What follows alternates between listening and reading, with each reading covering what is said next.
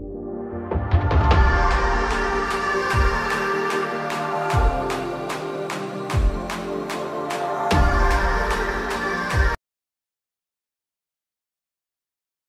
বন্ধুরা, নন্টুস কিচেনে তোমাদের আবার একবার স্বাগত।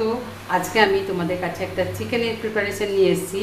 সেটা আমি তোমাদের নাম বলবো না। তো এইভাবে যদি তোমরা বানিয়ে খাও চিকেনটা, তো তোমাদের একদম মুখে লেগে থাকবে, সেটুকুনি বলতে পারি।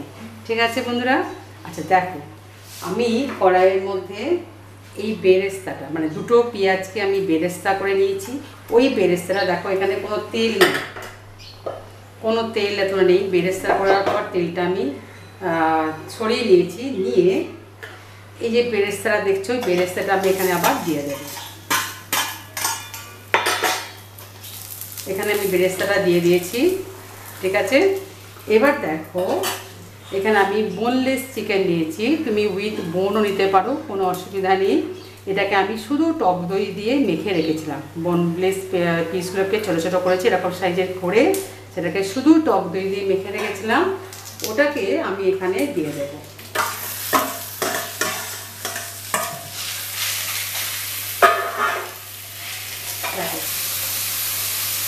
আদা, রসুন আর কাঁচা লঙ্কার পেস্ট।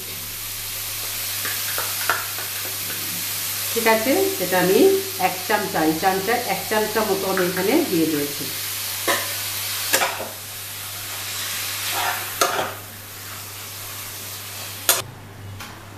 নুন পরিমাণ মতো, তোমরা আন্দাজ করে নুনটা দেবে তোমাদের স্বাদ অনুযায়ী। ঠিক আছে, যেহেতু টক দই মাখিয়েছিলাম তো নুনটা আমি একটু অ্যাডজাস্ট করে দেখবো পরে কীরকম আছে। আচ্ছা, হলুদের গুঁড়ো আমি একটু দিচ্ছি। ঠিক আছে, আর আমি এখানে কিছু দিচ্ছি না। এটাকে আমি এবার একটু সিমে করে, যাতে রসুন এবং বাকি যে মশলাগুলো দিলাম তার কাঁচা গন্ধটা একটু চলে যাওয়া পর্যন্ত আঁচটাকে একটু সিমে করে আমি চাপা দিয়ে দিলাম মিনিট 2। ঠিক আছে, তারপরে তোমাদের কাছে আমি আবার ফেরত আসছি। দেখো বন্ধুরা, আমি 2 মিনিট পর তোমাদের কাছে ফেরত এসেছি। চিকেন থেকে আমার অলরেডি জল বেরোতে শুরু করে দিয়েছে এবং চিকেনটা একটু মাখো মাখো হয়ে গেছে, কাঁচা গন্ধটা অলরেডি চলে গেছে। এখন আমি দেব, এখানে আমি একটা গুঁড়ো মশলা করেছি, যেটা হচ্ছে তোমাদের দেখায়। দেখো, এটা হচ্ছে মৌরি, যেটা মৌরি আমরা মিষ্টি মৌরি বলি। মৌরি এবং দারচিনি, এলাচ, মানে ছোটো এলাচও হবে বড় এলাচও হবে। আমি এখানে ছোটো এলাচ 3-4টে দিয়েছি, বড় এলাচ হলে 2টো দেবে। ঠিক আছে, দারচিনি 2 টুকরো দিয়েছি, আর লবঙ্গ আছে 3-4টে, আর আছে কালো যে গোলমরিচের দানা, সেটাও আছে। এর মধ্যে আমি শুধুমাত্র মৌরিটাকে হালকা করে একটু ভেজে নিয়েছিলাম, বাকিগুলো কিন্তু ভাজা নয়, সেগুলো কাঁচাই। সেগুলো আমি একসাথে একটা পেস্ট মানে একটা গুঁড়ো করে নিয়েছি আর কি, মশলা।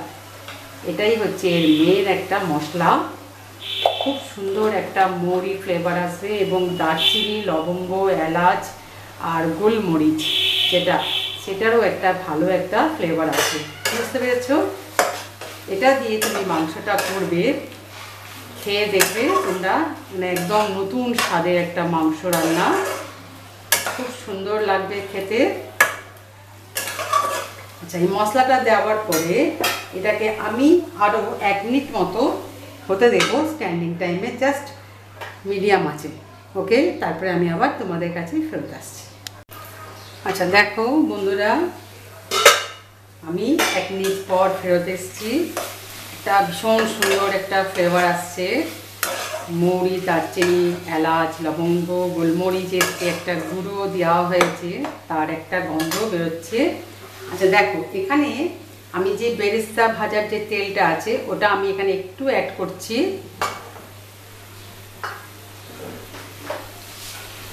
আর এখানে আমি দেব মশলার মধ্যে লাল যে কাশ্মীরি লঙ্কার গুঁড়ো, সেটা আমি এবার এটাকে এখানে দিয়ে দেব।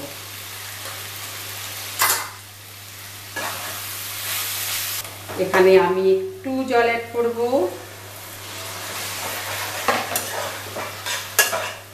যাতে কাশ্মীরি লঙ্কার গুঁড়োটার কালারটা একটা বেরিয়ে আসে, সেই কালারটা আমরা চাই যেটা। ঠিক আছে বন্ধুরা, এখানে আমি জাস্ট 2 মিনিট টাইম নেব তোমাদের কাছ থেকে। এটা জাস্ট আমি চাপা দিয়ে দিচ্ছি, 2 মিনিট পর তোমাদের কাছে আমি আবার ফেরত আসছি। দেখো বন্ধুরা, আমার মাংসটা রেডি। এখানে একটাই মাত্র কাজ আছে, আমি একটু টেস্ট করে দেখে নেব। এখানে আমি একটা জিনিসই দেবো, যেটা হচ্ছে লেবুর রস, একদম এন্ডে। এখানে একটা পাতি লেবুর পুরো রসই দিয়ে দেব, তাহলে আরও খেতে খুব ভালো লাগবে এবং সুস্বাদু হবে। আর তাই আমি ব্যাপার আসবে। ঠিক আছে, তোমরা তাহলে এটা দেখে নিলে।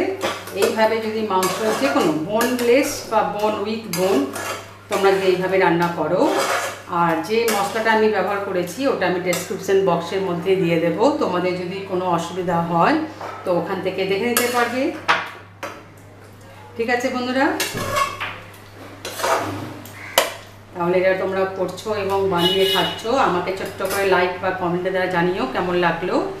আর যারা এখনও চ্যানেলটি সাবস্ক্রাইব করতে পারোনি, প্লিজ তারা চ্যানেলটি সাবস্ক্রাইব করবে। পাশে বেল আইকনটা আছে, অবশ্যই ক্লিক করতে ভুলবে না, তাহলে এরকম সুন্দর সুন্দর রেসিপি আমি সবার আগে তোমাদের কাছে পৌঁছে দিতে পারবো। ঠিক আছে বন্ধুরা, তাহলে আজকের মতো বিদায় নিচ্ছি, টাটা।